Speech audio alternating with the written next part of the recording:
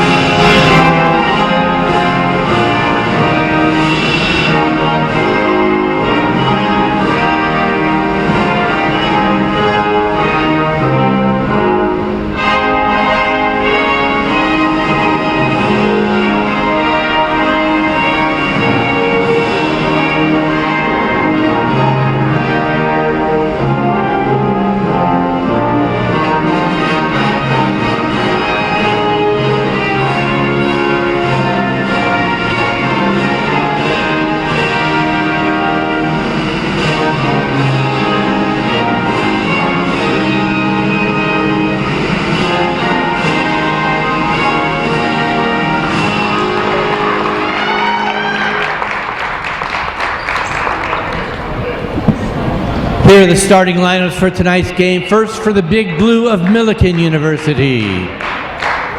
Number 3, a 5'5" senior from Peoria Heights, Illinois, Yanni Sadler. Number 10, a 5'6" sophomore from Rochester, Illinois, Aubrey Magro. A 5'4" junior from Harvey, Illinois, number 11, Brianna Anthony. A 6 foot even sophomore from Mendon, Illinois, number 23, Jordan Hildebrand. And number 32, a 5'10" freshman from El Paso, Illinois, Aubrey Staton. Millikin is coached by Olivia Lett. Here are the starters for your Wheaton College Thunder. Number 12, a 5'10" sophomore from Fishers, Indiana, Hannah Williams. A 6'2" senior from Champaign, Illinois, number 14, Devin Kyler. Number 15, a 5'11" junior from East Peoria, Illinois, Jordan Myroth. A 5'10" senior from Manito, Illinois, number 33, Jennifer Berg. And number 34, a 6'2" junior from Batavia, Illinois, Hannah Frazier. Wheaton is coached by Kent Madsen, assisted by Katie Cuthbert, Ali Paluchniak, and Annie Ginsler. The officials for tonight's game, Greg Gunhus, Ron Quirk, and Jaquetta Wesley. So there's your starting lineups. We'll recap them for you. For Millikin, their leading scorer is Yanni Sadler, a senior guard out of Peoria Heights, Illinois. And then maybe the opposite in the future for Millikin, their second leading scorer is a 5'10" freshman out of El Paso, Illinois, Aubrey Staton, averaging 16 points a game, 19 points a game in CCIW play. Rounding out their starting five is a 5'6" guard, averaging 7 points a game, Aubrey Magro. Number 11, Brianna Anthony, a 5'4" junior guard, and Jordan Hildebrand, their leading rebounder at 7.1 per game and 12.2 points a game in the middle. She will jump opposite Devin Kyler, who starts with Hannah Williams, Jordan Myroth, Jennifer Berg, and Hannah Frazier, as Wheaton will win the tip, moving left to right here, putting a 6-game win streak on the line against the Big Blue of Millikin University. Myroth will hand to Kyler on the right wing, and just like we talked about, this is a Millikin team that can test. They guard you all the way out. They take away passing lanes, try to get you out of your offense, and unfortunately Wheaton looks very similar to the way they did early against Carroll. Skip to the corner from Myroth, thrown low and over the head of Hannah Frazier. Yeah, that's exactly what you got to do with this Thunder team. You got to play gutty defense, get right up in their face. Very similar to what we saw from Carroll last Saturday. This is Sadler averaging 17 points a game.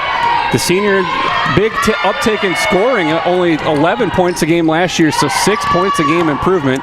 Driving is Hildebrand up in the lane. That is Staton. And Staton gets it to go, and Millikin takes the first lead.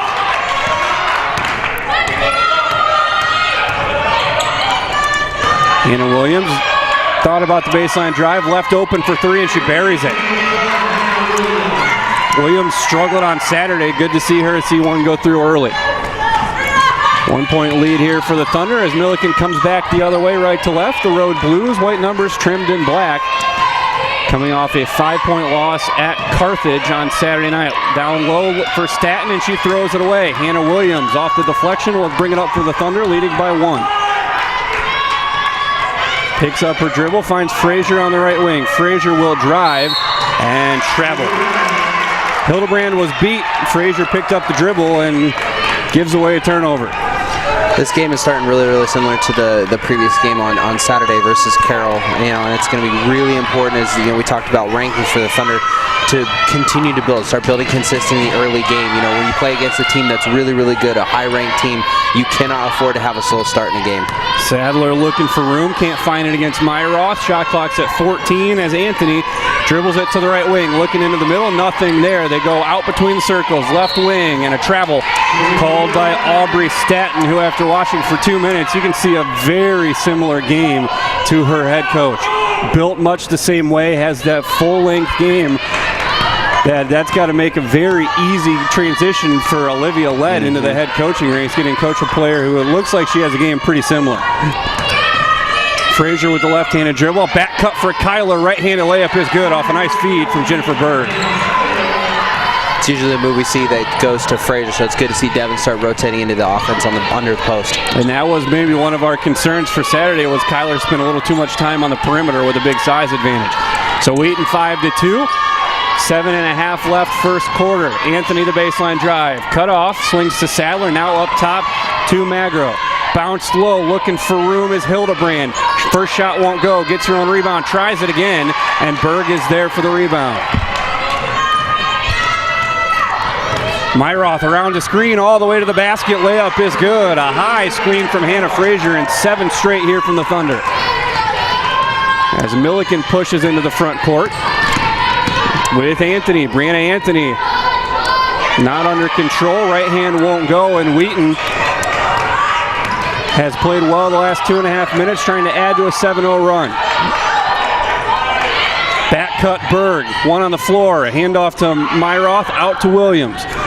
Already hit a 3 from the right wing and has this one knocked away, and she will inbound with 13 on the shot clock. Pair of subs for Millikin. In for the first time tonight, number 5, Jasmine Brown, and also number 34, Faith Smith. As Hildebrand and Magro will check out. Kyler thought about the 3, kicks it to Frazier, wing right. Smith all the way out, and that'll draw the cylinder foul there as Smith gets into the space. And you can see it. That's what Olivia Lett wants her team to do, get you uncomfortable guarding the ball all the way out.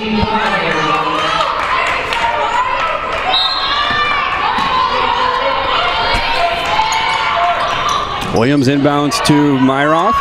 Swung all the way to the left side. Nobody's picked up Kyler. Kyler misses the baseline jumper. Hannah Williams the rebound. Put back way over the basket. And the rebound to Staton. Millikin has not scored since their first possession. They go right wing for the freshman Aubrey Staton. Back through Jasmine Brown. And to the top for Sadler. Swung left side, looking into Smith. Denied by Frazier. Now Staton guarded by Kyler. 10 on the shot clock. Staton drives, bounces to the block. Kick out. Jasmine Brown shot fake the 8-footer in the lane. Won't go. Kyler can't grab it. Brown gets her own rebound. Kick out 3 for Staton is good. Aubrey Staton shooting 44% from 3. Their leading shooter in that category, both in percentage and made shots. Now Frazier trying to answer on the other side. Can't get it to go. Williams gets her the rebound. Lob into Frazier on the block, and Frazier keeps the ball high and lays it up and in.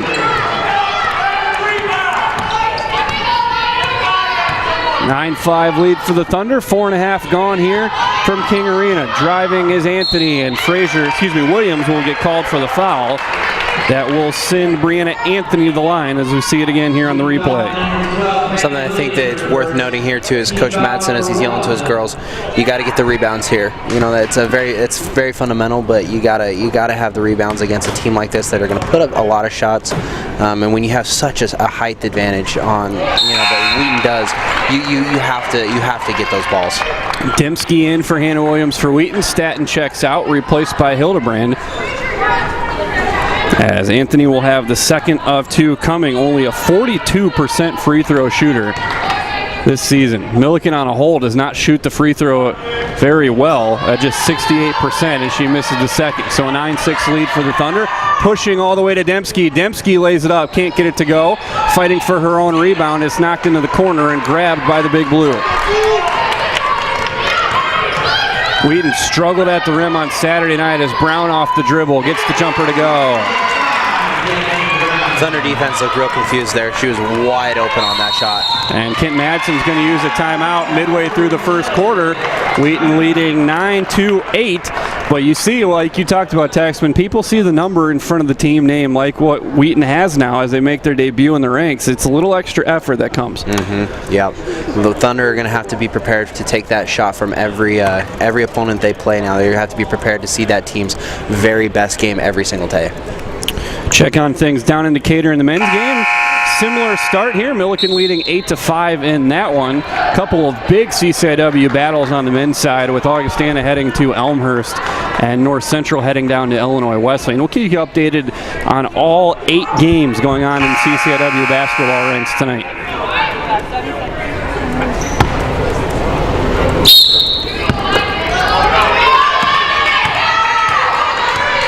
As Myroth brings things into the front court out of the timeout. One sub at the break was for Millikin, as we'll get you caught up on that here in a second. Kyler pulls the trigger on the three from the left wing, and the rebound comes to that sub, E.C. Thies, the sophomore out of Neoga, Illinois, and now Millikin can take the lead again with a bucket this time down. Back cut, trying to get Hildebrand open on the block, not there. Now Brown will drive off the dribble, kicked into the corner. Thies for three, and that's good over Kyler. Instant impact from E.C. Thies. This is a good shot. Myroth dribbling all the way to the basket, lays it up and in. They spread the defense wide, and there was no help. And we're tied at 11 with 4:15 left in the first. Millikin's a team that likes to get up and down. They're averaging 75 points allowed per game, so there's points to be had, but they're going to want an up-tempo game. Meanwhile, Wheaton has thrived in the half court the last few games. Sadler showed the shot, pulls up from the free throw line, not there, down to the baseline. Faith Smith, the jumper is good. It honestly looks like to me right now that the speed of Millikin is confusing the Thunder. It looks like, they are running themselves open on the offensive side of the ball. Berg in the paint lays it up and in, but Wheaton really able to get they're really able to get the ball into every position they want on the floor right now. Right. It's a Wheaton team that showed some great adjustments in that game Saturday, as that shot is off by Jasmine Brown, rebound grabbed by Dembski. And that first time through the CCIW, there's a lot of learning what that team's strength is that year. Right. As Myroth kicks to the left wing, Jen Berg for three, off the back iron, and Brown the rebound. Wheaton wisely retreating, sending only one to the offensive board, knowing that Millikin wants to get out and run. Sadler's looking for room, yet to attempt a shot tonight, as Brown squares up against Dembski, looking into Hildebrand. They get her on the block, kick to the far wing. Sadler will drive into the lane. Right-hand runner is good for Yanni Sadler, their leading scorer.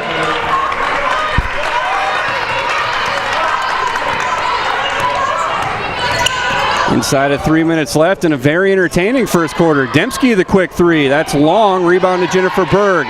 Berg skips it. Frazier for three. That won't go. Wheaton a little trigger happy after getting the ball to the block the last 3 times down, and Millikin's going to call timeout here with 2:28 left. A trio of subs at the bench for Olivia Lett, and they're going to take a 30-second timeout.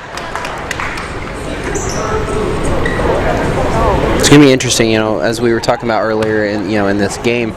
the first part of the first quarter here, the Thunder basically can put themselves, any type of pass they want. They can give any player the ball that they want. So it's actually interesting to see them a little bit trigger happy, like you said, to just pull off those shots instead of running the offense that they have, and get the ball into an excellent or high probability shot instead of having Hannah Frazier take the 3-point shot there. Other action along the CCIW, Carthage out to a quick 13-6 lead over in Naperville against North Central. Illinois Wesleyan 8-4 lead at Foster and Kedzie against North Park. Carroll at home hosting Elmhurst tonight. We'll get you a score from that one when it becomes available. Pass into the block, and that is knocked out of bounds, thrown away by Brianna Anthony, who just checked back into the game for the Big Blue. Checking in also during that timeout, Hannah Swider for the Thunder. So it's Swider, Myroth, Dembski, Jen Berg, and Hannah Frazier. Jill Berg unavailable again tonight, dealing with that fresh fracture in the foot. Berg thought about the mid-range jumper and loses the ball. Myroth right into the post looking for Frazier, knocked away by Magro, pushing to Hildebrand.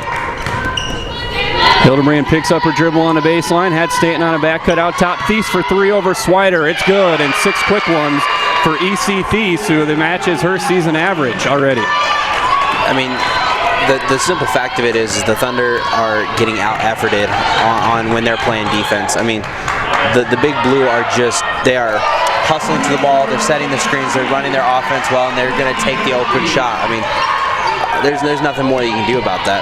Dembski answers on the other end. Wheaton back to within 2. Into the corner for Stanton, guarded by Berg. Up top, ball lost, but picked up by Magro. 17 on the shot clock. Back into the corner. Stanton, shot fake, spinning to the left-hand layup. Blocked by Berg, grabbed by Frazier. Great positioning by Jen Berg, and Wheaton now down 2, back into the front court. That's the experience of a senior, knowing where that ball's going to be. Swider, step back out off the drive, lobbed in over the head of Jennifer Berg. Berg had the seal, and that's been Wheaton's effective entry pass, has been that lengthy pass, wing to opposite side of the lane. Not there that time, and it's thrown away. Thies out along with Hildebrand. Smith back in, along with Sadler after a short hiatus. Millikin trying to close this strong first quarter well. They lead by 2, 40 seconds left. Sadler around the high screen from Smith. Stanton between the circles, left wing for Magro. Magro will pull the 3. Front iron off the shins of Frazier, who picks it up, and Wheaton will get the last shot. 1 second differential shot clock to game clock, but Myroth goes all the way to the bucket, can't get the layup to go. And now Millikin will get the last shot.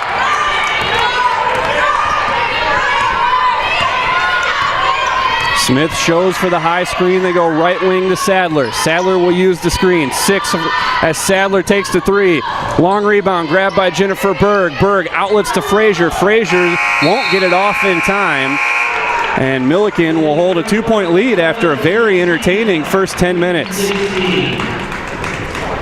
Yeah, this game has some similarities to last Saturday night, where we have a very intense battle. I think maybe even one that the Thunder didn't look like they were expecting. You can see some of the frustration on the faces of the girls as they come back on the offensive side, or we get a turnover, things like that. But I think the other thing too that might play into the Thunder's favor, similar as it did when they played Carroll last Saturday, was in order to beat the Thunder team, you are going to have to play all 4 quarters. They are good enough, and there's enough discipline and age here with a lot of juniors and seniors who've played a lot of games on this Thunder team. If the Thunder are going to be beaten, you're going to have to beat them first quarter all the way through the fourth quarter.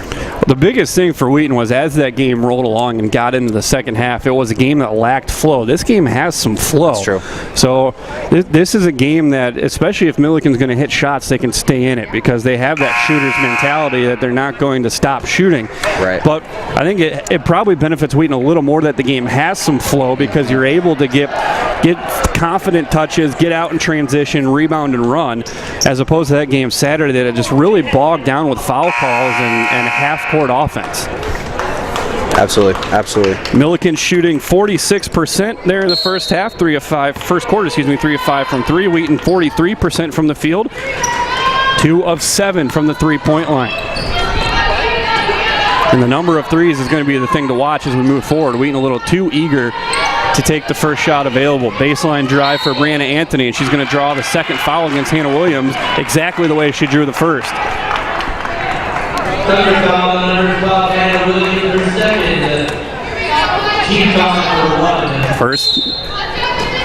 First team foul against the Thunder here in the second quarter.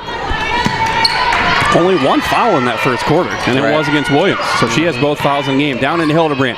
Works on Frazier, swatted away. Gets her own rebound again. Up top, Staton for 3, straight away. No good, and the long rebound to Hildebrand. Tries it again, swatted again. Third time up, and she'll get it to go over Hannah Frazier. You got to get the rebounds. Blocks are nice, but you got to get the ball back. Long shots lead the long rebounds, and now Millikin falls into a 2-3 zone, up 4. Skip to Dembski to the baseline for Frazier. Quickly closed out on Magro. Magro now will take over. Myroth whipped into the block for Hannah Williams, taken away by Hildebrand. And searching in transition is Magro. Finds Anthony. Hildebrand crossover into the lane. Hildebrand spinning, blocked again by Frazier. And it's been all right hand for Hildebrand, and it looks like that was a scouting report emphasis because Frazier's been blocking off the left side. It's 2 possessions, 3 blocks for Frazier. That's incredible. 4 already tonight against Hildebrand. And the inbound will be lobbed up top for Yanni Sadler. Early second quarter, 4-point lead for the Big Blue. Anthony into the paint, cut off on the drive, looking for help, and that'll be a 3-second violation. Hannah Swider back into the game. Hannah Williams out with her 2 fouls. So going to be important minutes from Swider here throughout the first half. Yeah, this will be good competition, good speed. In the middle of the game, it's very important for some of these younger girls to get some time. Looking for Myroth on the back block, tipped out of bounds. We'll likely see some important minutes from Jane Ortlip as well here during the first half. Lobbed into Devin Kyler, swung to Frazier, bounced into Swider, and Swider with an open layup, and she blew it. Rushed it as the defender had blown by her already. And like you talked about, speed of the game for a freshman, and a lot faster than it should be moving. Right. Staton for 3 as Kyler's slow to close out, and the long rebound is grabbed by Hannah Swider. And Swider will push things into the front court as Millikin falls into their zone. Left wing, Dembski, back up top, Swider. Finds Myroth in the middle. Down low to Frazier, an open left-handed layup. There it is. And that man-to-man aggression doesn't need to translate to the zone. Millikin's going to get themselves in trouble if they guard as far away from the basket in the zone as they do in the man. As Anthony drives on Dembski, left hand gets the roll, and Anthony has shown the ability with that quick drive step. I think if we look at the flow of this game right now across the board, the Thunder are more experienced and are responding better to the zone, but we're looking at... Swider misses the 3. Myroth, the offensive rebound, misses the putback. Kyler going to earn them a 3rd opportunity. And a bad pass from Dembski. Frazier was calling to swing the ball the other way, and Dembski tried to force it in. Sadler crossover drive, cut off initially by Frazier. Second chance goes. Awesome move. Great hesitation as the defense reset. And that's a game-high 6-point lead for the Big Blue. Myroth into the middle of the zone. Kick out. Swider passes on a 3. Skipped back into Myroth in the paint. Nice job by Jordan Myroth working into space. Talking about Swider here, having 2 misses, it's going to be important for her to continue to keep her confidence up. If she has shots like that, if she has shots, she's got to take them. If she's got the opening, she got to take it. And an offensive foul is called against the freshman Staton, trying to box out Devin Kyler.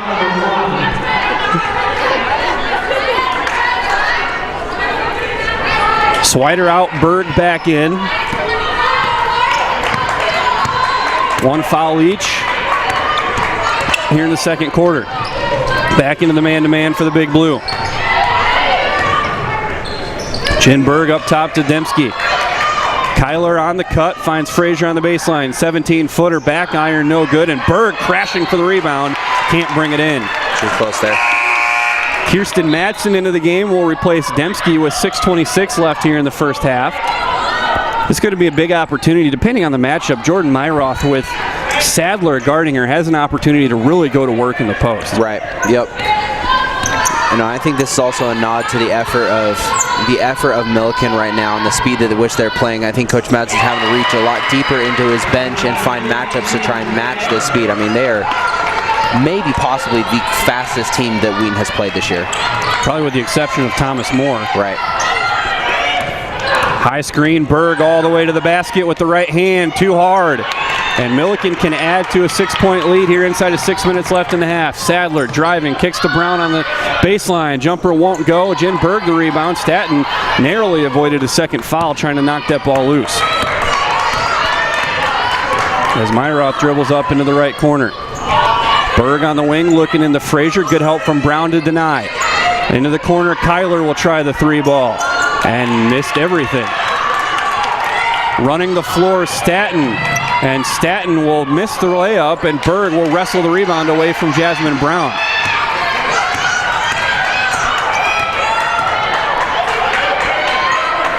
Myroth swings it all the way to the left side for Madsen.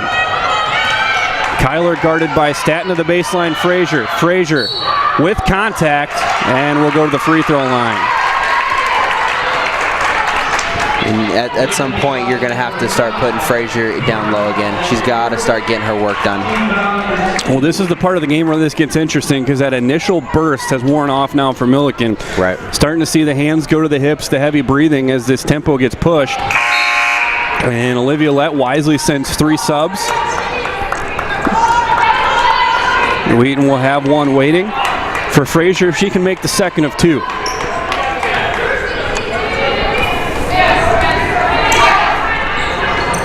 She does. And now we will see for the first time tonight Taylor Sanders. So Kent Madsen going deep into the bench here in the first half. Right. As he brings in the freshman forward from Tulsa. Trailing by 4. Frazier had Hildebrand's number as again the quick step there. Kick out to Brown. Swings it through as Wheaton recovers nicely. Great hedge from Sanders. And a 3-second violation against Hildebrand. The freshman passes her first test in the post there. But you can see Brianna Anthony, that first step really opens up the defense if Wheaton doesn't have its help in line. Meanwhile, Myroth shows her first step and misses the layup. Wheaton really struggled at the rim against Carroll. Missed 3 or 4 layups already tonight. Magro thought about the 3, passes it up, gets it to Anthony. Swung to Hildebrand and is quickly taken away from Devin Kyler. It's a good steal. Kyler with the quick hands leads Wheaton in steals. And now Myroth around the high screen. Lobs into Jennifer Berg. Great cut from Sanders, and it was tipped and goes off the knee of Sanders and out of bounds. This will be another freshman that might actually have some problems with the speed of the game. I mean, she was there, and the pass was excellent. It was right in her hands, but I don't even think she was expecting to get the ball at all. A late tip, though. Knocked that one away. Get you an update from Decatur here in a minute as Hildebrand drives on Sanders, misses the layup. Anthony out of nowhere, can't bring it in. Down in Decatur, Wheaton has jumped out to a 29-22 lead. Aston Francis with 19 points already in the first 13 minutes. That's incredible. He is doing the thing he does best. It's a 3-point barrage. As Madsen, trying to cut into a 4-point lead, loses the basketball in the lane. Inside of 4 minutes left here, first half. Magro gets it to Jasmine Brown on the right wing. An interesting matchup with Kyler guarding her, and we have a foul away from the basketball against Taylor Sanders.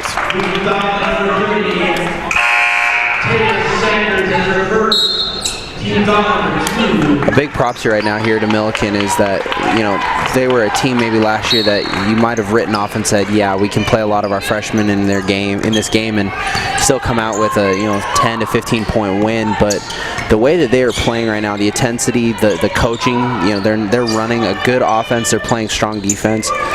Hats off to the new coach at Millikin to put her girls in the best position possible to win this game. Jump ball will go to the Thunder.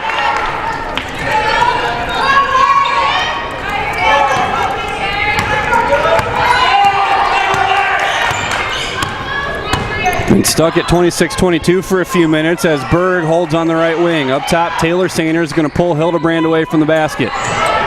Left wing, Myroth. Into Berg, over pursuit on the pass, and Berg is fouled as she makes the layup, so she'll go to the line for one more.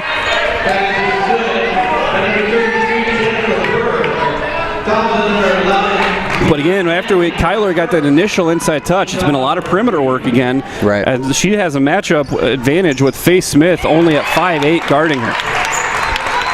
Right. You would think that with the height advantage, like we've been talking about all night, that the Thunder would really want to push the post play, but they've been almost hesitant, like you said, hesitant to push down.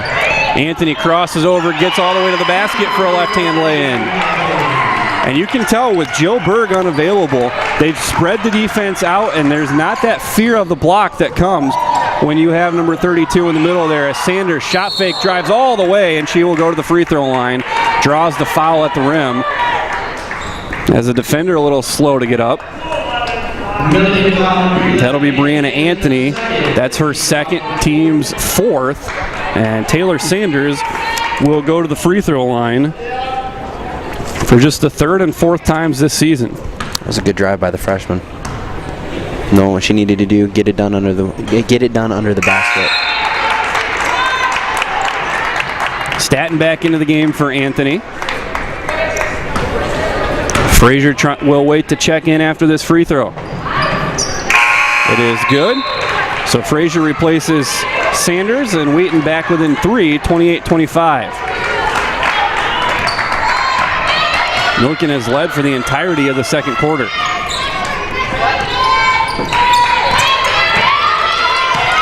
Sadler through the left side. Now this is Staten against Kyler.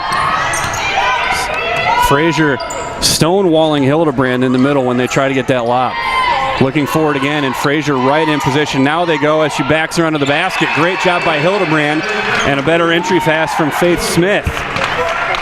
Two different times they looked to send that down into the post, and they was waved off, and then when they got the spot that they wanted, exactly position they wanted, they sent it in. Madsen throws it away. Millikin will look to add to a 5-point lead. Sadler around the Berg for the layup.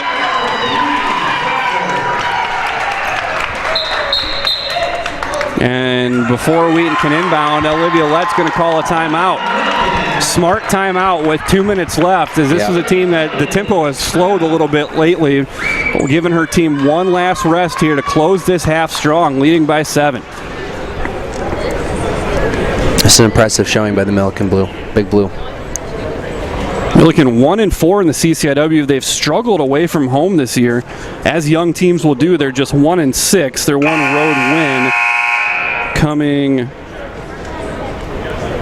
at North Central by 4 in the conference opener, but they played Wash U tough, a 9-point loss in St. Louis. So this is a team that has played well at times. Now they've also been housed a couple times on the road, but that's life on the road as a young basketball team. Right. And a lot of those were early in the year, so this is a team that's getting better as the season goes on, as you would expect. As Kyler takes this one all the way to the basket. Before the shot, she draws a foul. And that's the 5th of the quarter, so that will send that should put Wheaton in the bonus. Yeah, and there they finally find it. 5th foul, so Kyler goes to the line for 2. Wheaton shooting 74% from the line entering play tonight, as Kyler makes the first. Foul was against Smith. It's also her second, so 2 each on her and Brianna Anthony. Kyler misses the second, so the lead stays at 6.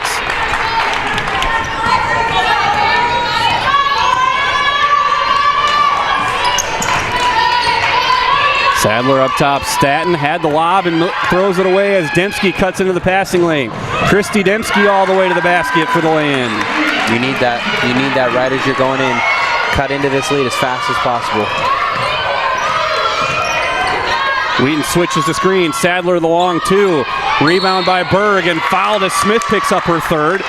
And Wheaton will get 2 free throws as they walk the other way. So this is exactly what Olivia Lett wanted to avoid by calling that timeout. Right. As now out of the timeout, Wheaton with a steal and a layup, and now Berg to the free throw line as Smith picks up her 3rd foul.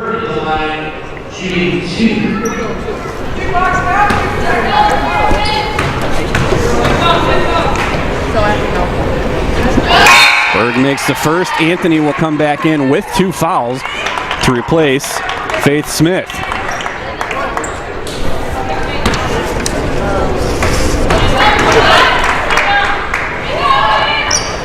Berg can't make the second. It's going to be interesting to see if Millikin coming out of half can maintain this pace and this type of scoring. This is where, you know, the Thunder really make up some ground on some people, as they can maintain a really good pace and a really good scoring drive through the entire 4 quarters.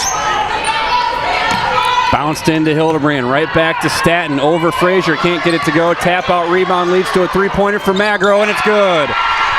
A huge second chance opportunity for Millikin there, puts the lead back to 6. Myroth tipped away and out of bounds by Hildebrand.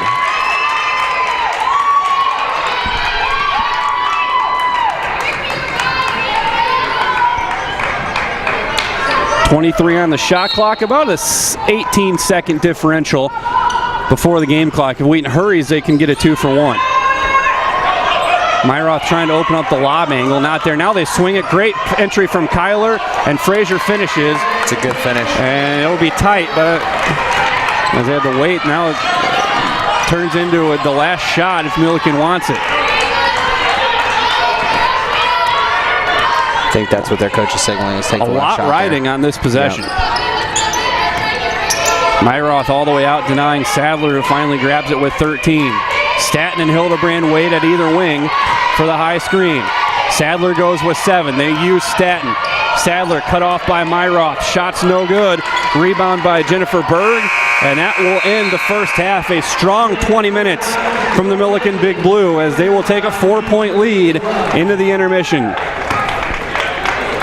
Yeah, that was an excellent job all the way around by the Big Blue to defend and hold off the Thunder. And, you know, on the conversely, you know, we got to see more from the Thunder. We've got to see all of the post play increase a lot more. We got to see shooting on the outside. You know, I don't think Dembski had more than 1 3-pointer in the entire game, so I think that's going to be super important for the Thunder to pick up as they go. We'll step aside here at the halftime break. We'll get you caught up with the first half stats on the other side of this commercial break. Take a look at what's going on down in Decatur and around the rest of the CCIW. Wheaton trailing by 4 here at halftime. You're watching CCIW Women's Basketball from WTSN.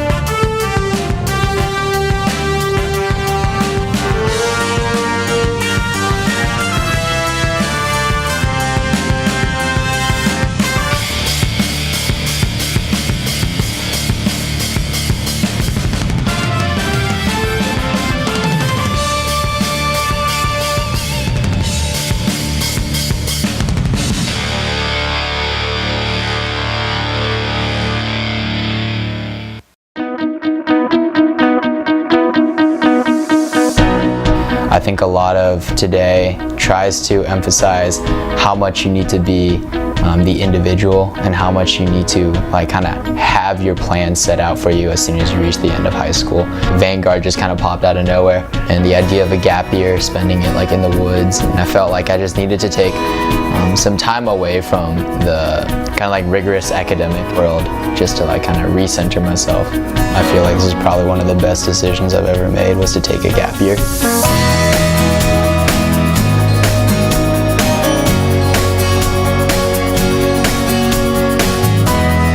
For me, going right to college was really kind of a scary thought, because I didn't know what I wanted to major in, what I wanted to do. So taking a gap year was a really good chance for me to just like grow and mature a little more before going to college. Once a month we would have professors from Wheaton come up and run a seminar, and those were exploring big questions of faith or big questions that millennials face. Also, just the Vanguard community itself is really tight, and like we became kind of like a family.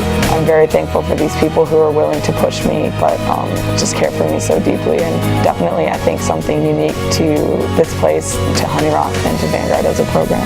Basically, the whole year was one immersion trip, being here in the Northwoods and interacting with the local community here. Another was going to the Dominican Republic. It was learning and delving deeper into my faith, but without grades and without this pressure that I've always felt to perform. And I think having the opportunity to learn in such an intimate setting has influenced me in a really positive way. I think what Vanguard does is it helps you to really discover your true potential and help you to kind of define your own calling. It's a year of your life, yeah, and you might think, oh, this will set me behind all my friends, but it won't. At this stage in life, you're still so young, and there's still so much time to explore the world and to see what you want to study, and you'll have your 4 years of college, but you don't need to rush into that.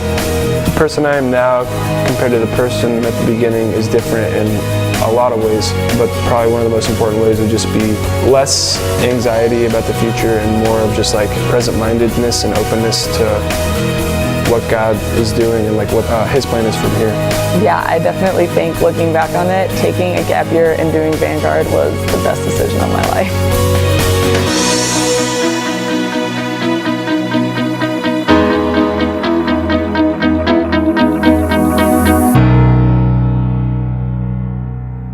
Christ at the Core is changing the way that we teach and learn on campus. It's the beginning of a 4-year journey, a pilgrimage, and study of the liberal arts in a Christian community.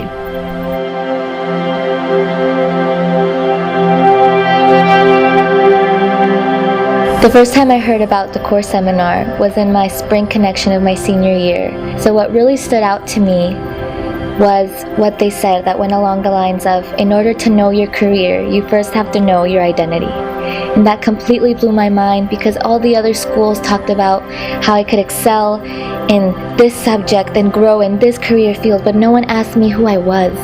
Through the seminar and through my professor, Dr. Keith Johnson, I've learned that being a student is a vocation, it is a calling.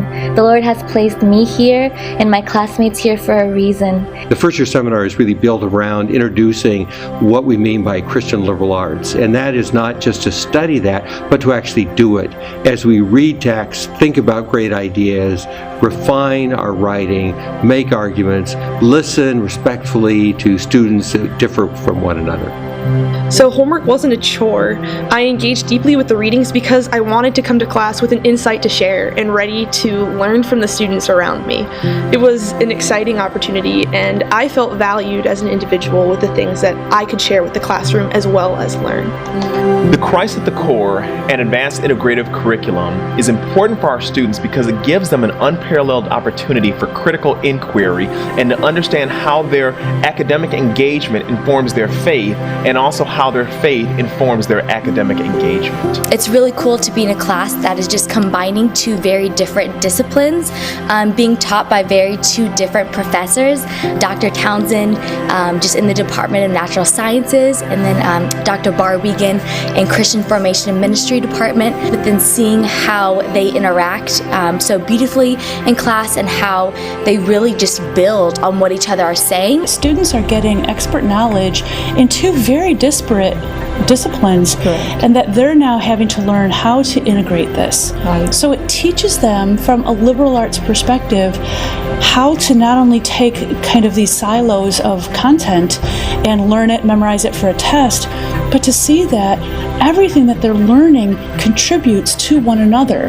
One of the best things that I've experienced is team teaching and actually having a chance to learn from you. No, absolutely, that's true. I remember when we had this moment where we were teaching Ursula Le Guin, and I thought this is perfect because we've got a literary scholar and a political philosophy person together, and a man and a woman dealing with issues related to gender. And I thought this is such a great experience for the students to be able to hear us working that out, talking that together. So one of the outcomes in the first year seminar is to learn how to articulate the gospel. And so we, as a seminar, gathered and went to the basement of the Billy Graham Center and went to the pulpit there and began to practice proclaiming the gospel to each other. It was fun to do it together, to hear each other as we were learning better how to communicate the truth of Jesus Christ. Part of the seminar experience is that we really build a community over the semester that we are together. One of my favorite memories from core class was actually not during class, but one night when Dr. Lauber, my core professor, had us over to his house for dinner. And community really built around that. Having food, having coffee, and having our textbooks in front of us. This was a really impactful experience because as a freshman first semester, it was so nice to have a night where I could spend time in a home with a family eating dinner. Dr. Lauber really showed that he first cared about us as people and then as students, which made my core experience even more impactful and started off my freshman year really well. And ultimately, this is what it's about: an education for life, a preparation for a life of service, because Christ truly is at the core of what we're doing here.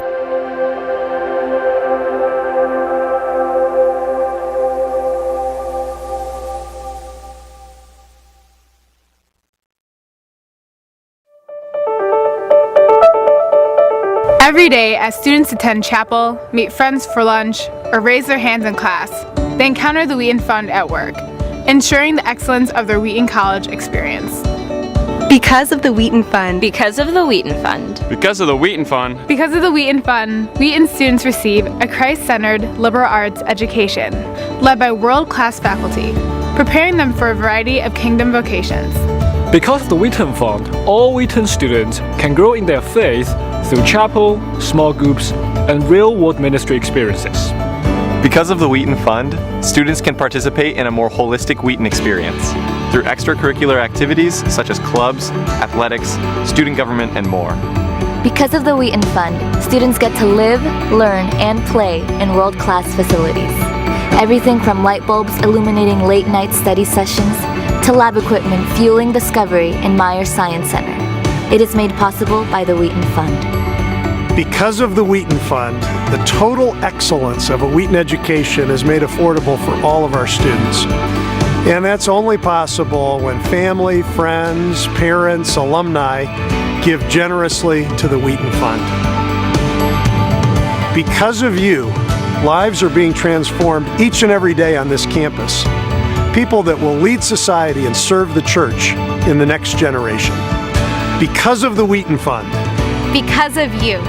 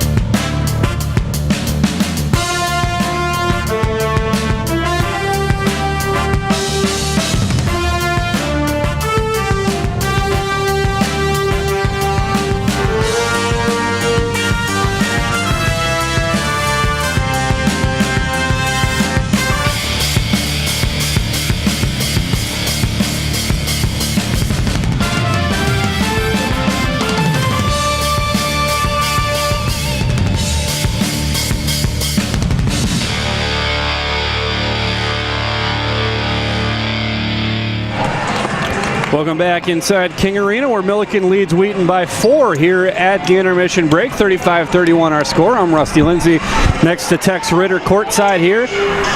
As we look at the first half stats, Millikin, both teams shot the ball well. Millikin shooting 44% and 4 of 8 from the three-point line. Wheaton shooting 42%, really 43, 42.9, and 2 of 9 from the three-point line. Millikin 1 of 2 on free throw opportunities. Wheaton 5 of 9 for a team that's been shooting 75% entering play tonight. Rebounds relatively even. Millikin 21-18, a 7-5 edge in the offensive glass. All 8 players that have seen the floor for Millikin have scored. They were led by Aubrey Staton, 7, 6 points apiece for Yanni Sadler and E.C. Thies, 5 for Brianna Anthony.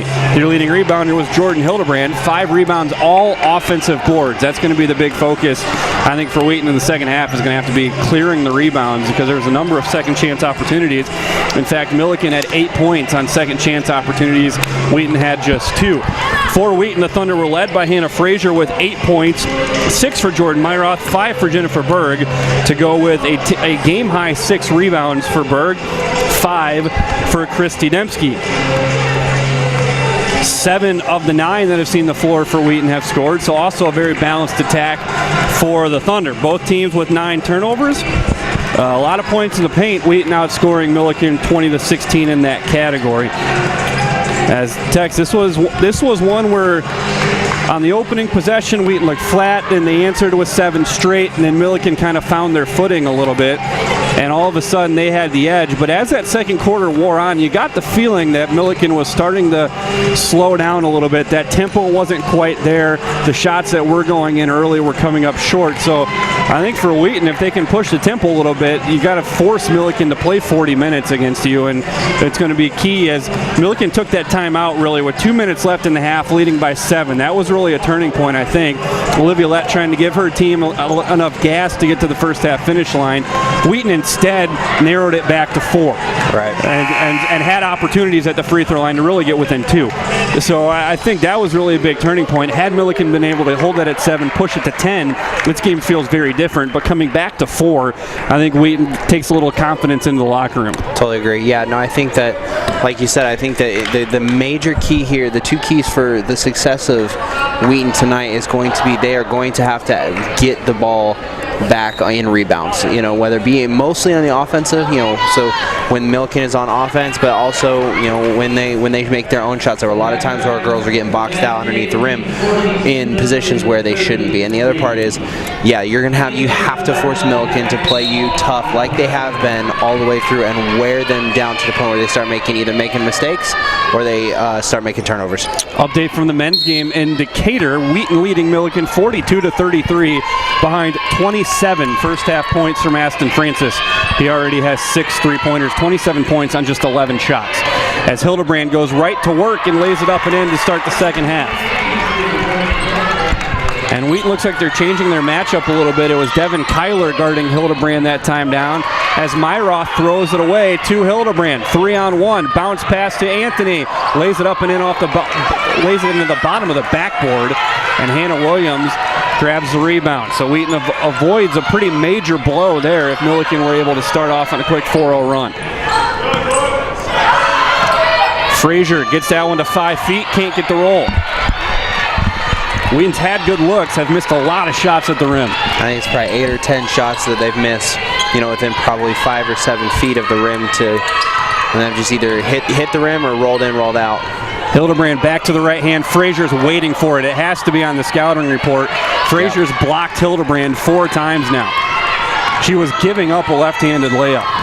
As Myroth now tries to drive on Sadler, spins to the right hand, too strong, tip out rebound for Berg to Frazier. Frazier is fouled as she tried to get to the layup with the left hand. The foul will go against Hildebrand, and that'll be her first. Not a whole lot of foul trouble. 2 against Brianna Anthony and Hannah Williams, 3 against Faith Smith for the Big Blue. As Frazier makes the first, Faith Smith coming right back in for the Big Blue. As the rotation for Millikin looks pretty similar to the way it did in the first half. Hildebrand a quick spurt out of the gates and then quickly to the bench for Faith Smith. Yeah, something that's important with the Thunder offense that they just don't have right now is the drive of Frazier, Devin Kyler, Jen Berg, missing Jill Berg. They have no offense underneath. When you have offense underneath, it forces the teams to respect you, thereby opening up perimeter shots for people like Christy Dembski, Jordan Myroth. Well, because we don't have that post play right now, the perimeter players are allowed to be defended a lot more tough, and then all of a sudden we have Thunder down 5. Wheaton now 6 of 12 at the free throw line. Frazier missed the second. Berg had the offensive rebound, was fouled by Staton. Berg misses the first and the second. Wheaton looking lost at the charity stripe right now. They'd have a 2-point lead. If they shoot their season average, we'd be tied at 37. Sadler around the high screen as Millikin continues to lead by 5 following 3 straight missed free throws. Staton's going to try the long 3 off to the right, and Myroth grabs the rebound. Picked up by Anthony and will continue to go. Now it gets it into the paint for Frazier. Frazier shot fake, left hand layup is good. There you go. Right into the paint, and that was an area Wheaton was able to get the ball wherever they wanted in that first quarter. That was that run that they had to take an early lead, and then they started getting trigger happy on the 3. Right. Left wing, Staton again, guarded by Kyler up top for Faith Smith with 3 fouls. To the circle right for Sadler. Sadler the long 2 over Myroth, and that is good.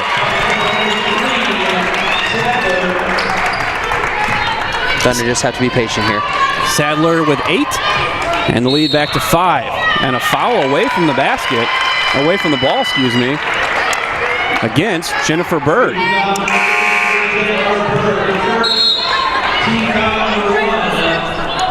Look like that foul happening out of our camera screen there on the replay. Jasmine Brown into the game, replacing Aubrey Magro. Yeah, I'm not entirely sure what that foul was about. What we could see as that play came into the frame was Berg in a post-up, so had to be something in getting the position. Maybe. Millikin by 5, 2.5 into the second half. Sadler around the screen, passed up the open 3, gets it to Staton as Millikin runs some clock here. Shot clock inside of 10. Jasmine Brown gets it to Sadler, looking into the middle to Smith. Frazier hedges. They don't see the shot clock. Now Brown is blocked by Berg, and Frazier grabs the rebound. That was a very forceful block there. Berg driving past Jasmine Brown, lays it up and in. That's big. And that's a matchup that Wheaton can exploit. Yep. Now they need to add a stop to it. Back within 3, inside of 7 minutes left, third quarter. Brown picked up by Berg. Back to Smith, skipping far side, Staton. Second leading scorer for the Big Blue, cut off, gets it to their leading scorer. Sadler blocked by Frazier. Out of bounds, ball stays with the Big Blue, 11 on the shot clock. Hildebrand checks back in. And Faith Smith will check out. I think that's 5 or 6 blocks for her on the night already. That is 5, and her first out's not Hildebrand. Right. Brown with 8 on the shot clock. To the right side for Staton. They're trying to get into Hildebrand. Shot clock's at 3. Brown can't see it. That's going to be a shot clock violation. Essentially back-to-back 30-second violations. Yep. As the Wheaton defense buckling down, and this is what we saw on Saturday, was Wheaton was able to buckle down in the third quarter against Carroll and made that run to take control of the game. Myroth, kick out to Hannah Williams. Williams pass Brown and to go up and in. Wheaton back within 1, as close as they've been since the first quarter. Right, yep, nope. This is now where you want to see the Thunder defense start to really not allow any interior shots.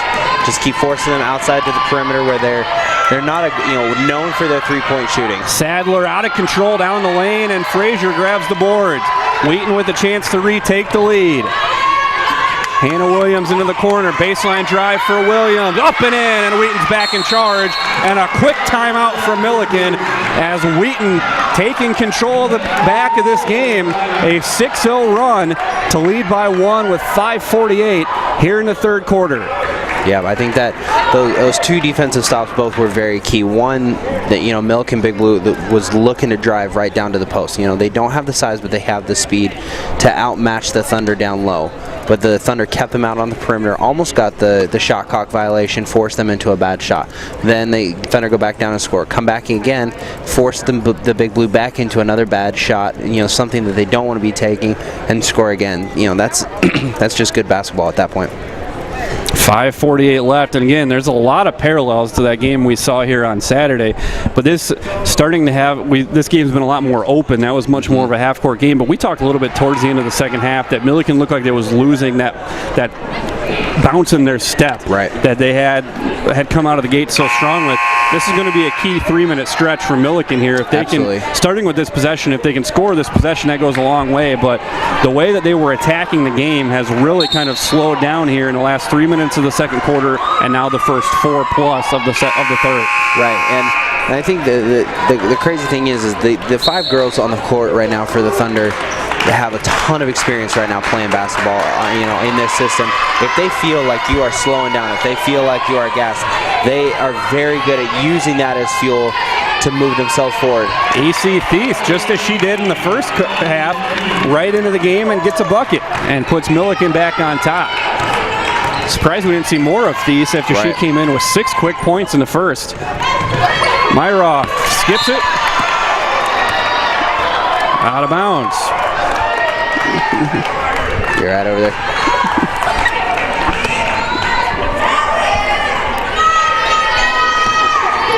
So Millikin with a 1-point lead, trying to add to it.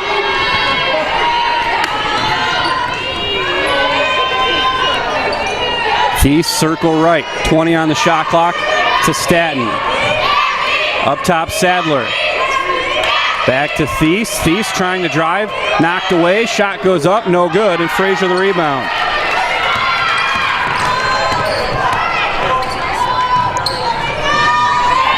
Past the midway point of the third quarter as Berg looks into Frazier.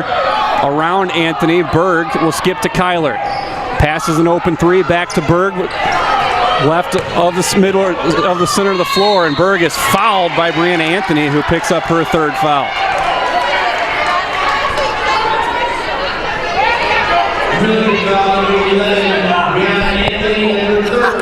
So fouls consolidating now against Millikin, and it goes against their depth pieces with Faith Smith and Anthony, and that's now 4 straight missed free throws by the Thunder, and 3 of them have been Jennifer Berg. Yeah, you can see it snowballing when they get to the line. Right, exactly. Yeah, no, I think as soon as we start seeing, if you're Millikin, keep fouling.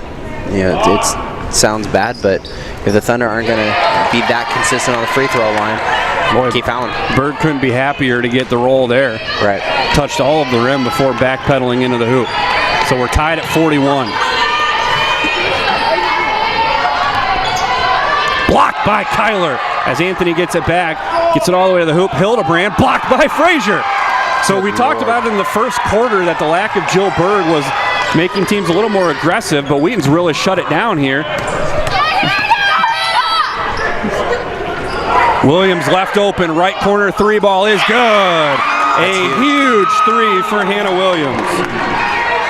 I think it's also a credit maybe to Coach Madsen and his coaching staff. I mean, it has been very apparent that Frazier knows that Hildebrand is going to go up with her right hand every single time she walks in. And Brown travels the pressure of Kyler. She could feel the height on her back. Yep. And Kyler is smart enough to know she doesn't have to jump, just gets the stutter step. So Dembski's back into the game replacing Jen Berg. Big minutes here as Millikin really put their feet to the fire for the first time tonight. Seriously. Looking in for Kyler as she tries to post Faith Smith. Great feed from Frazier, and Kyler lays it up and in. Unfortunately for Millikin, they were in the right position there. They were in the passing lane, but they just did not have the height to stop that pass. This is a 14-2 run as Anthony is tied up, and it'll go the other way. This is where you want to start seeing the momentum swing back the Thunder's way, to start putting up a good spread of points here. Quick look around the CCIW. Illinois Wesleyan dominating North Park in the first half, 51-20 at halftime.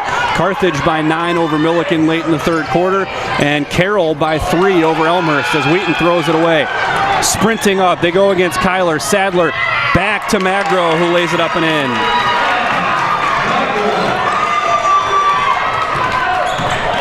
Millikin needed that, and Myroth quickly answers with the left hand. Yep. That was a shot that was not going in the first half. That's good to see her start to warm up a little bit.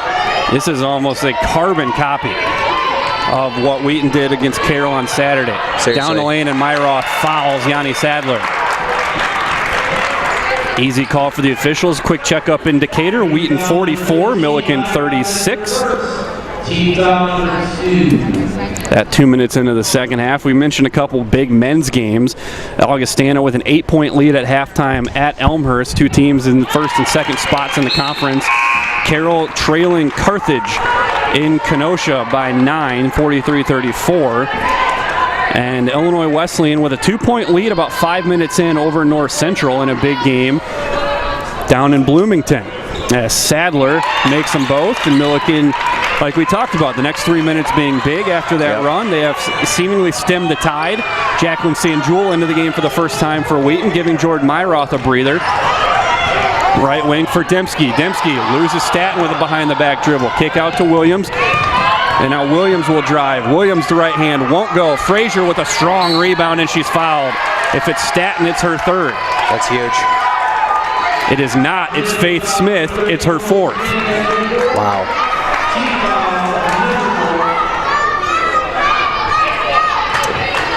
It was the second half opportunities that were big for Millikin in the first half. It's been second half opportunities for Wheaton here in the second half, as tipped and taken away by Hildebrand.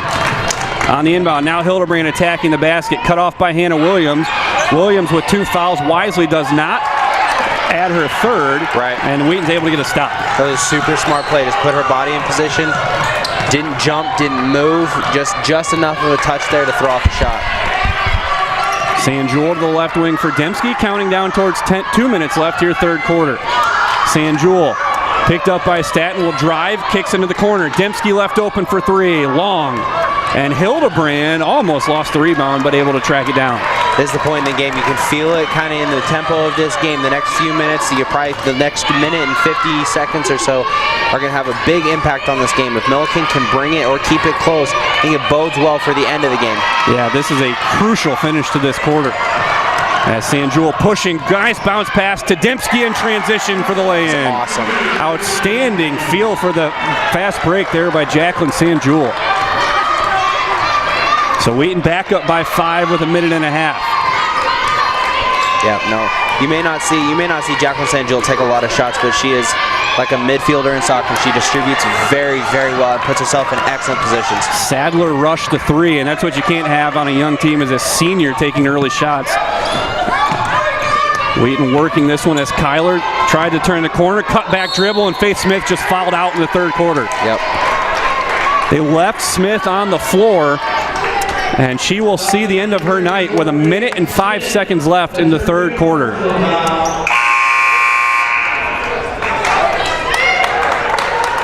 So right back into the game comes Brianna Anthony. And Faith Smith is the one who would allow some breaks for Hildebrand and Staten. Wheaton should have an opportunity here. They're going to have to ride Hildebrand and Staten a lot more than they did through the second quarter. As Kyler goes to the line for 2 and makes the first. E.C. Thies also into the game, replacing Yanni Sadler at that break. So it is Hildebrand, Staten, Thies, Anthony, and Magro. Both are good for Kyler. Wheaton matches its largest lead at 7 here with 65 seconds left in the third quarter. Anthony against Hannah Williams. Picks up her dribble, bounces down to Hildebrand, back to the right hand. And she had to go all the way to the top of the glass to get it around Frazier, but Frazier going to be called for the body, and Hildebrand will go to the line. But there you see the lack of trust in the left hand, because she had her under the basket with an open left-handed layup, and got it back to spun it into a contested right-handed layup. And the thing that must be demoralizing too is Frazier knew that. Frazier knew that was going to be coming to the right. So you can see, even as she positions herself, you see it big time. She was going to the right hand.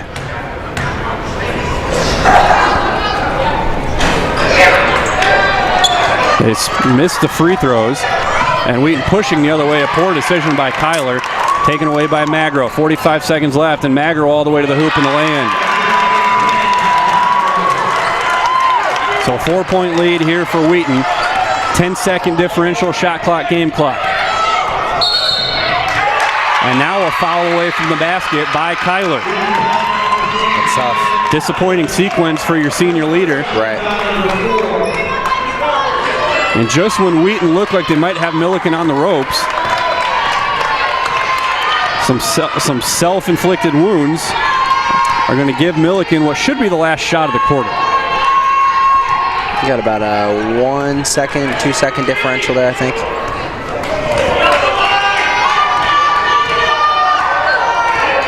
Anthony will dribble it down to 10. Cut off by Williams. They switch it. Frazier picks her up and swats it away out of bounds. That's incredible. Block number 7 for Hannah Frazier. 7 blocks, 8 rebounds, 11 points for Hannah Frazier. Looks like we got a conversation going on between the two referees. This will be time on the clock, I believe. Not sure what. Yep. .2. Okay.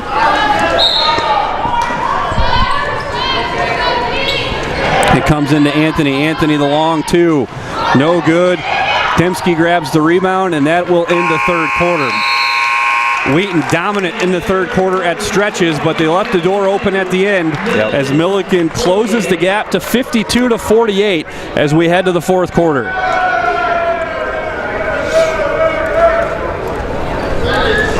Again, we appreciate you joining us tonight. If you have any feedback from tonight's broadcast, we invite you to shoot us an email, WTSN@wheaton.edu. You can see the email address right there on the screen, right above the score graphic. We look forward to hearing your thoughts and comments about the broadcast, or just telling us where you're watching from tonight. I think this is where we're going to see this last quarter. We're going to see the mettle of the Thunder team here. I mean, realistically, this is their game to lose. Millikin is continuing to fight, continuing to be right there. You know, the Thunder slip up a little bit, and the Millikin is well coached enough that they're able to capitalize quickly on any mistake that the Thunder have made. So I think, you know, with the points, 4-point lead that they've got right now, it is up to the Thunder whether or not they're going to win this game or lose it. Check on the men's game down in Decatur. Wheaton leading Millikin 47-42. The Wheaton offense slowing here in the second half. Only 5 points after halftime. Other women's action, Elmhurst leading Carroll 52-40. Carthage leading North Central 55-41 in the fourth quarter. Illinois Wesleyan giving up a 17-1 run to start the third quarter as North Park, back within 12 after being down 31 at halftime. Hildebrand out of the break, goes to the left hand, and maybe that's why. Nice job by Staton to tie it up following the rebound, so Millikin will at least regain possession of the arrow. Frazier leading all scorers with 11 to go with 8 rebounds and 7 blocks, 10 for Hannah Williams. Sadler leading the Big Blue with 10 points. Wheaton with 7 turnovers there in that third quarter. Frazier at the elbow. Backs off with the dribble, gets it out to Williams as she tries to repost. Williams drives with contact and gets the roll. Wow. Nice finish from Hannah Williams, and she'll go to the line for the old-fashioned three-point play. That was a great possession there. That was just awesome. First foul of the fourth quarter against the Big Blue. It goes against Hildebrand, her second, and Williams converts the three-point play. Huge start to the quarter for the Thunder.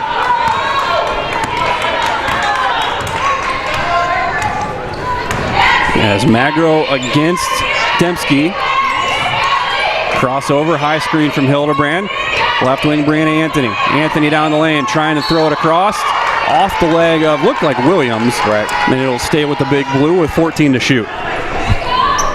If you're Millikin in this situation, you gotta sit back, just relax. This game is very much not out of hand for you guys. It's not time to be forcing shots, forcing things into a bad turnover, things like that. And Berg's going to be called for the foul. It looked like she had tied up Staton. See it again here on the replay. Off a loose ball, boy. Berg had 2 hands on the basketball. Yeah. Her question there, I think, has some validity to the referee of, I don't know if I saw what you saw. Staton all the way down the lane, gets the right hand to go. She now has 9 points.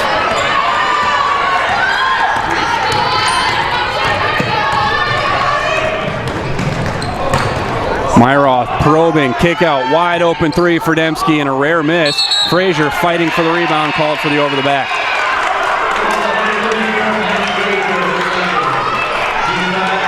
Didn't see a lot of fouls by the Thunder in the first 3 quarters, and all of a sudden, you've got a quick 2. It could come back to bite them later on.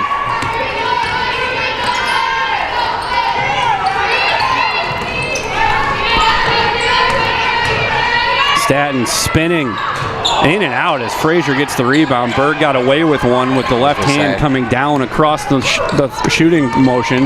Now Myroth driving on Sadler. Right hand gets the friendly roll. And when Jordan Myroth can play downhill to the basket, she's so hard to stop. Yep. She knows exactly where she needs to be. She knows where her shot needs to be. Lobbed in. Stanton gets her own rebound, puts it back up and in. Stanton is going to be a special player. I tell you what, the way that she is hanging in here in this game, she's continuing to shoot, everything from 3-point shots all the way to playing in the post. She is going to be something. Back to the zone. Berg left open for 3. And atones for the second chance layup with a 3-pointer. And Wheaton with a game-high 8-point lead now with just under 8 minutes to go. That was huge.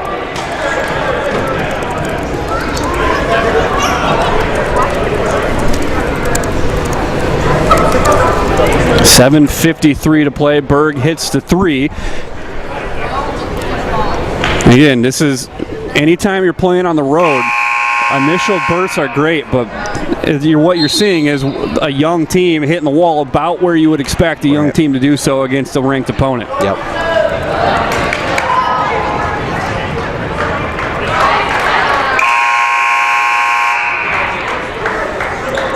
It may even have been a stroke of genius by Coach Madsen's part to bring in some of his really young players there in the first part of the first quarter, all the way through the second quarter there.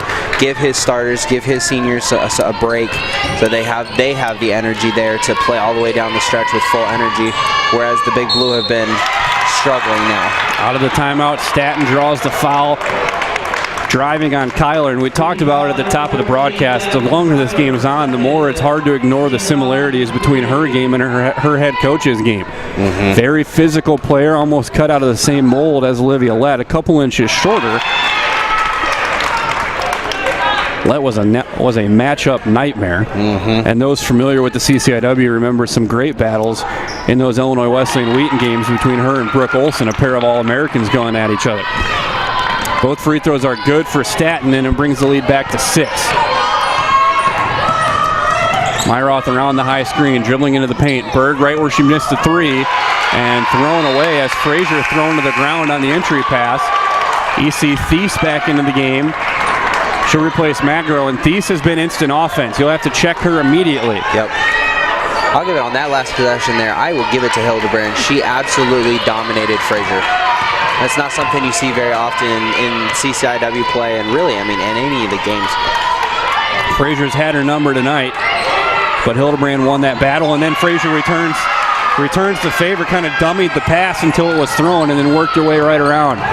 Myroth driving again, behind the back dribble. Berg into the corner. Williams drives past Thies. Williams, the runner, can't get it to go, and Hildebrand gets the rebound. So Millikin will try to cut into a 6-point deficit with 7 minutes to go as Kyler kicks the bounce pass from Brianna Anthony.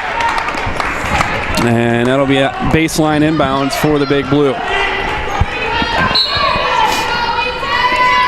You can feel the tension in this game starting to rise again. The Thunder having the inability to put Millikin away. As Hildebrand sneaks back door, Frazier never saw the screen. Yep. And lays it up and in with the left hand. So we're back to a 4-point game, 6:45 to play.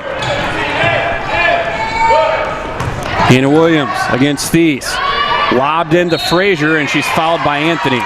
That's a great recognition of the matchup in the post. I believe that's 4 against Brianna Anthony. That is her 4th. Faith Smith already disqualified from this game after fouling out in the third quarter. Jasmine Brown into the game. She'll replace Anthony.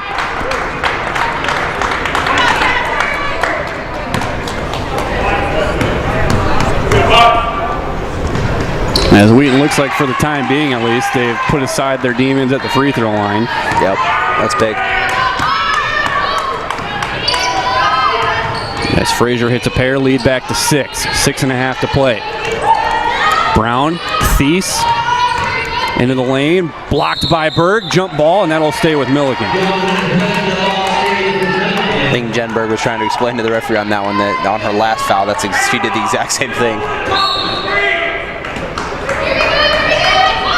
Lobbed into Staton, thought about the 3. Gets it to Sadler, back out Thies. 3 ball from the left wing, long. Hildebrand the rebound, and pick your player here. Foul will go on Hannah. We'll figure out what the last name is to accompany that. It is Williams, her 3rd. Team foul number 4. Down in Decatur, Millikin back within 4. 53-49 at the midway point of the second half. It's a place where Wheaton has not played their best games the last few trips down. Thies tries the 3 again, short this time and out of bounds with 6:02 left in the fourth quarter. Something we're just not seeing is the Thunder just having the ability to put Millikin away. Mentioned North Park started the second half on a 17-1 run against Illinois Wesleyan. The Titans have righted the ship a little bit. That leads back to 18 as Williams again gets the friendly roll. 60-42 in Chicago, 64-46 Carthage over North Central late in the fourth in Naperville, and Elmhurst 58-54 up in Waukesha. A traveling violation against Hildebrand. She had to skip in before the ball went down. Magro and Anthony back in. Jasmine Brown, you see Thies back out for the Big Blue.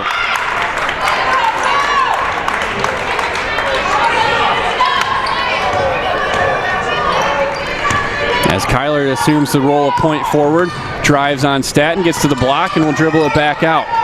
Looking into Frazier, finds her on the block, working against Hildebrand. Drops off to Myroth, back to Frazier. Frazier, the spinning left hand. Nice ball sharing in the paint. That was incredible. That was good. The confidence to finish a shot like that is something that's so hard to find. And the Wheaton lead hits 10 for the first time tonight. Sadler pulls up from the free throw line. Jennifer Berg is there for the rebound. Wheaton's defense in the second half has been so impressive. Yep. As Myroth drives and throws it away. Frazier was open. And Olivia Lett's going to ask for a full timeout here with 4:51 to play.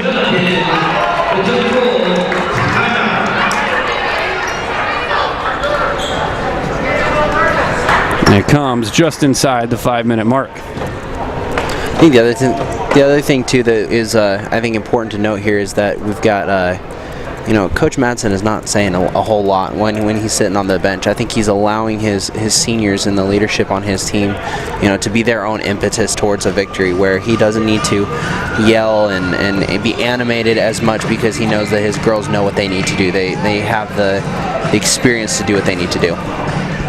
We talked about that game on Saturday really being kind of a hangover effect from the way that Wheaton had gone on the road, got a big win at Illinois Wesleyan. You come back against a Carroll team that has a record that's easy to overlook when you look at things in the big picture. Exactly. And that's probably why that game was ugly, but that was also the linchpin to a 3-game homestand. So Wheaton has not played a whole lot of home action. They played they played their first 3, then they're on the road for 3, then they're on the road again for another month during the Christmas break. So this is a team that has to really get used to defending this floor if they want to hold their lead in the CCIW standings and eventually host the CCIW tournament. Right. Especially when you have a team like Illinois Wesleyan who has yet to play here at Wheaton this season. It's going to be important for that kind of the defending the king mentality. That's important for the Thunder. Bird grabs another rebound. She now has 9, joining Frazier. Myroth to Kyler. Skip to the right wing for Jennifer Berg. Berg against Anthony, who has 4 fouls. I'd like to see her keep driving there. Throws it away, trying to outlet to Hannah Williams. Staton against Kyler. And a late call as she attacked the body of Devin Kyler and draws the foul. Foul number 14, Devin Kyler, 3rd. See it again on the replay. Kyler trying to usher her there, but then extends the arms instead of keeping them straight up, and that's what draws the whistle. So Staten to the line for 2. She's 2 for 2 there tonight, make it 3 for 3. The rookie has 14. She came in averaging 16 per game, but 19 in CCIW play. So Wheaton has held her below her season average. She had just 9 up in Kenosha on Saturday. Makes both, and it is an 8-point game. Certainly easy to see her as the cornerstone of this Millikin rebuild. Williams, baseline drive, bounces to Myroth for the layup. It's awesome play. Great recognition there to see Jordan Myroth on the other side of the basket. Williams has had an outstanding second half. Sadler thought about the pull-up 3. It's swung into the left wing now, Magro. Staten off the screen for 3. Shot is good.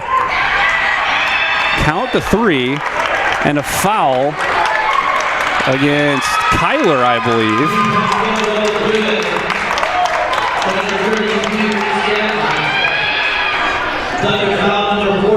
I don't quite get that. That's a terrible call. There's nothing there. There's absolutely nothing there. There's a chance for this to become a 5-point play for the Big Blue. And it's 4th foul against Devin Kyler.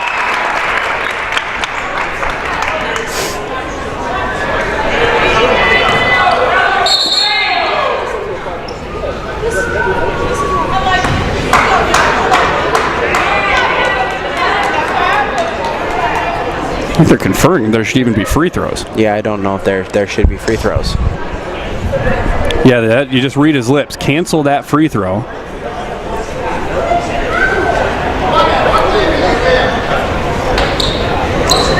Should be Millikin ball under the basket is what it should be. Right. That should not be a free throw assessment.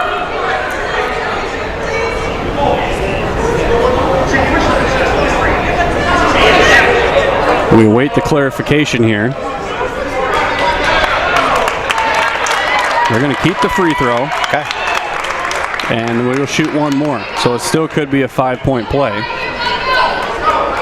Second straight game, I think we've seen a play misassessed from the officials. Right.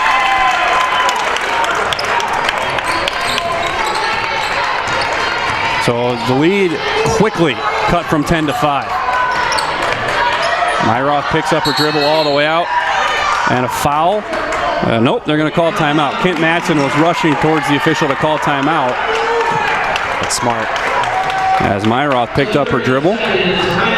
Be a 30-second timeout for the Thunder, and that is the weakness that we saw against Carroll, and we saw it again early when Millikin had the jump, was that Wheaton is a little too easy to pick up their dribble. Right. They're 15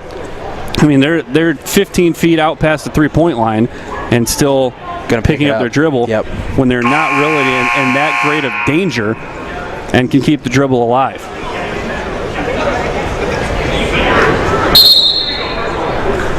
Checking in on things in Decatur, Wheaton leading 60-53, 6.5 minutes left. Aston Francis has had a very quiet second half. He has 30 points after he had 27 in the first half. Also leading Wheaton with 8 rebounds. So Wheaton gets the ball out of the timeout. Millikin looks like they want to jump off the screen. High pass, and Kyler is fouled by Brianna Anthony. It's going to be the 5th on Anthony. That's unfortunate for Brianna. I think that was more of a wrong place, wrong time. I don't know if she necessarily contacted. On the replay, looked like she might have grabbed the left arm, but as it was, that should probably better off as a let them play. Right. So off the inbounds, Kyler to Myroth in the left corner. Going to drive baseline. Myroth kicks to Williams. Right wing 3-ball, Jennifer Berg. Big if it goes, it does not. And Hildebrand the rebound. So Millikin can make this a one-possession game with 3:20 to play.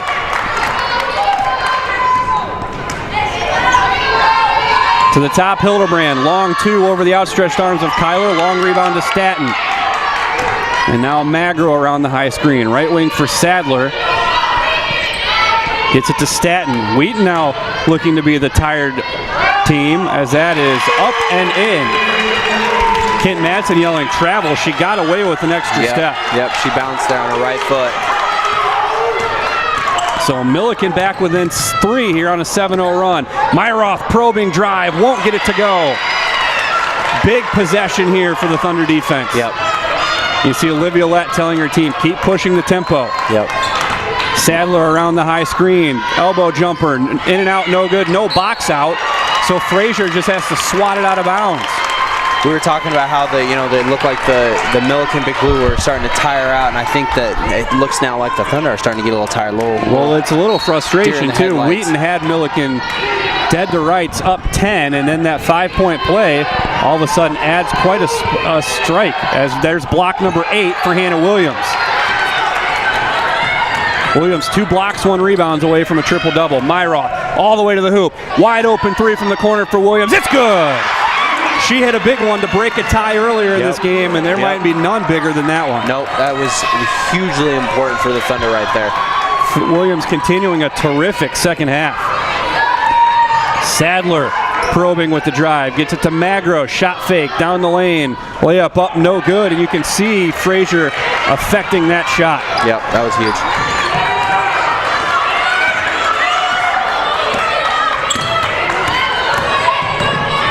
Myroth gets it out. Berg could be the dagger.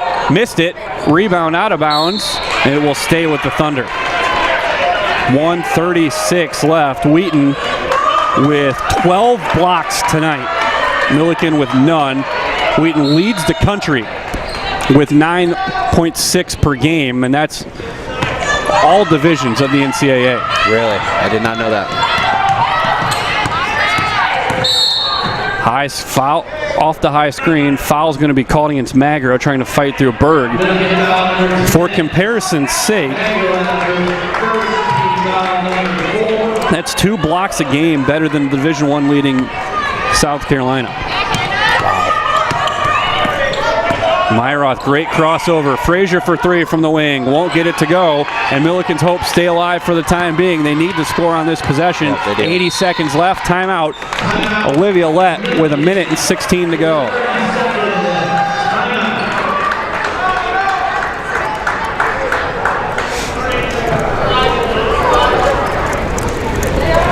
I think if you're Coach Lett over for Millikin, I think, again, like I've been saying all night, you just tell them, hey, you're still in this. It's 1:16. We have the momentum really right now. I know Hannah Williams' 3 was a dagger, but a lot of the offensive movement, defense, it's all on Millikin's side right now. So I tell our girls, hey, let's get some good shots. Maybe look for a 3-pointer from Stanton, and we'll move forward from there. Frazier's got a double-double, 15 and 10. Berg has a double-double, 11 and 12. Myroth is 1 assist from a double-double, 12 points, 9 rebounds.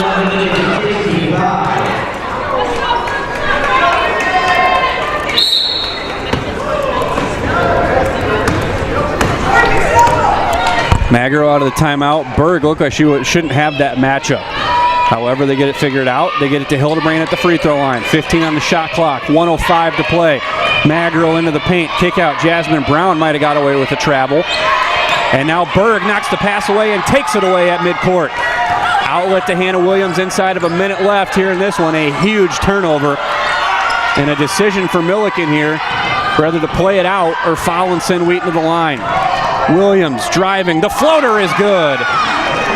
And that might seal the deal. Yep. As Hannah Williams with a huge second half for the Thunder. Decision not to foul by Big Blue there might have come back to bite them. Not to go quietly into that good night are the Big Blue as Stanton hits a 3. Back to 5, and now Stanton has to foul, and they'll send Kyler to the line.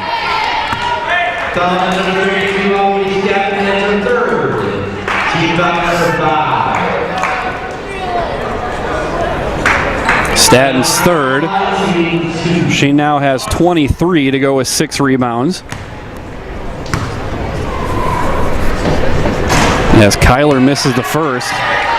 Again, Wheaton has struggled from the free throw line. Just 12 of 22 in this game. They had made 6 of their last 8. The split a pair. Timeout Wheaton with 33 seconds left. It'll be a full timeout with 33.4 to play. Yep, I think it's a good call by Coach Madsen. Just double check in with his girls. All right, let's make sure we have our defense called properly and make sure we know who we're trying to get the ball to on the offensive side. I think this is big. Elsewhere around the conference, Carthage 50 seconds away from finishing off North Central, 67-54. Illinois Wesleyan led by 31 at halftime before North Park started the second half on a 17-1 run. Illinois Wesleyan has since steadied the ship, and they're going to roll to right now up 71-48 in the fourth quarter. Elmhurst with 1 minute and 10 seconds left, leading Carroll 77-65. So Elmhurst will pick up their third win and move past Carroll in the CCIW standings.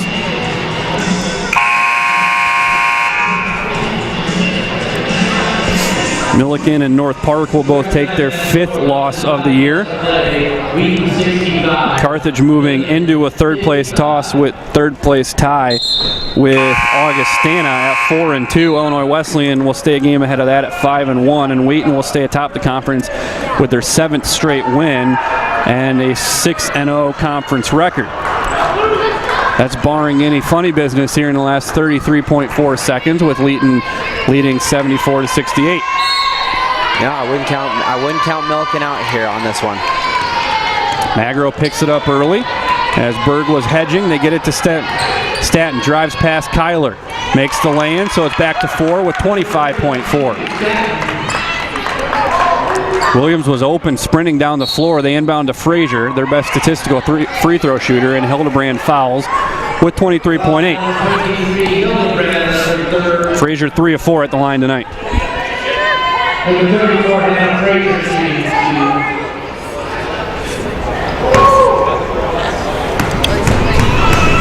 This will be 2 as both teams are in the bonus, and Frazier misses the first. Can't have that. Not in a game like this, you cannot miss free throws. Frazier missed them both. Wheaton's been awful at the free throw line tonight, and it's going to leave the door open for the Big Blue. As Berg knocks it away, that should be block number 13. Frazier entering play tonight, 81% from the line. Kyler, their best statistical free throw shooter, at 85, and Hannah Williams at 85 as well.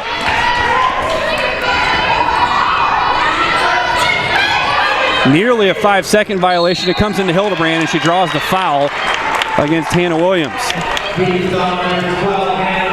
Wheaton played 4 seconds of great defense on that inbound. Williams just lost track of the switch, and it'll send a 70% free throw shooter to the line, shooting 2 and a chance to make it a 1-possession game with 16 seconds left, and gets the roll on the first one. And Coach Madsen's getting ready to call himself timeout. It looks like he's drawing up a play here for himself. Well, it's a free release into the front court. Hildebrand makes the second. Coach Madsen will take the timeout with 16 seconds left. It will advance it into the front court. So given the way things have gone tonight at the charity stripe for the Thunder, as we look at the individual lines, Hannah Williams is 1 of 1, Kyler's 4 of 6, Berg just 2 of 7, Frazier just 5 of 8. And Myroth about a 50% shooter on the year, so you would expect her to trigger the inbounds, but if you've got your choice, it's got to be Williams or Kyler here down the stretch. Yep, you got to get it to Hannah Williams or Kyler here. Yeah, no, I mean, you hate to say a game comes down to 1 possession, but I do think that this is the single most important possession for both teams in this game. Quick look at things in Decatur. Wheaton leading by 6, and now a 3 with 51 seconds left. Millikin as close as they've been since the early goings of this game. 35 seconds left in that game, 65-62 Wheaton lead.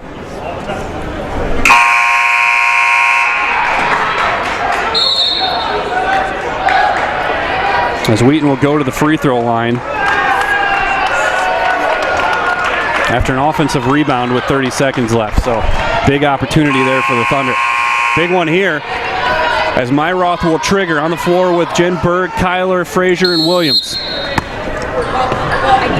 Sadler guards the ball, comes into Hannah Williams, and a quick foul by Magro. I think that play was entirely set up for Hannah Williams. The other 3 girls on the court did not move an inch. Well done to execute, and now it'll be on Williams, who has made her 1 attempt for the night. It came on a 3-point play, and she calmly makes that one. That's the big one, because it at least forces a 3.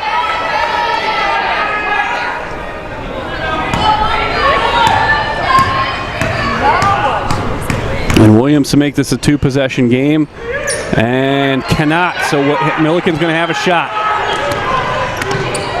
Magro gets it to Staten. Statton's been big. She'll shoot for the tie. Long rebound to Myroth with 5 seconds left. And she gets another couple seconds off the clock as Myroth grabs it and is fouled by Hildebrand with 3.2. And perhaps the unlikeliest of people to put this away, Myroth.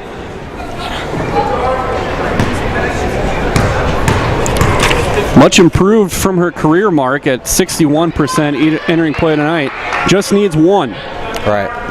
Needs one. I mean, you can hear Coach Madsen saying there, do not foul. Do not send this team to the stripe.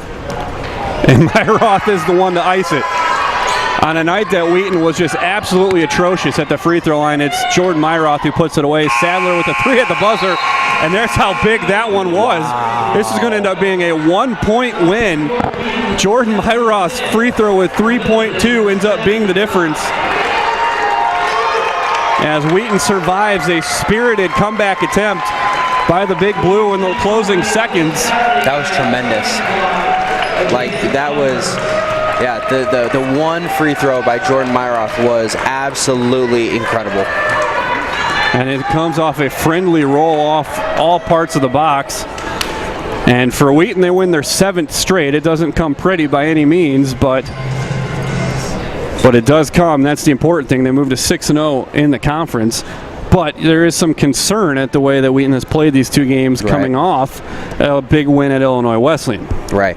Yeah, and you wonder as you sit here and you watch these last 2 games, you wonder if the Thunder, kind of fall into that age-old problem of athletics, and that is playing to the level of your opponent. Now, no discredit to Carroll and Millikin, but you look at how the Thunder played at Illinois Wesleyan, and it was a completely different team. I mean, the shooting was completely different, rebounding was completely different, everything, the speed of the game was completely different. So then to watch how these 2 teams have played against, how the Thunder have played, both Carroll and Millikin, you almost wonder if, maybe subconsciously there is less effort. There's not quite as cohesion as you would expect when you have such a huge game, with all the ceremony, everything that goes on with the game, versus Illinois Wesleyan, things like that. So Wheaton makes its season debut in the top 25, and they do so with a win to move to 12-3 overall, 6-0 in the conference. Wheaton will wrap up a 3-game homestand on Saturday when Wheaton hosts Elmhurst here at 7 o'clock. That'll be a standalone single game. So just a women's game at 7 o'clock. Then they head to Augustana for a Wednesday night game in Rock Island and come back home to open up a doubleheader starting against North Park for a 5 o'clock tip-off. Complete stats and a recap from this game will be available at the Wheaton Athletics page, athletics.wheaton.edu. For Tex Ritter, I'm Rusty Lindsay, and our outstanding production crew with Sunrise Communications. Thanks for joining us tonight, and we'll see you back here on Saturday night.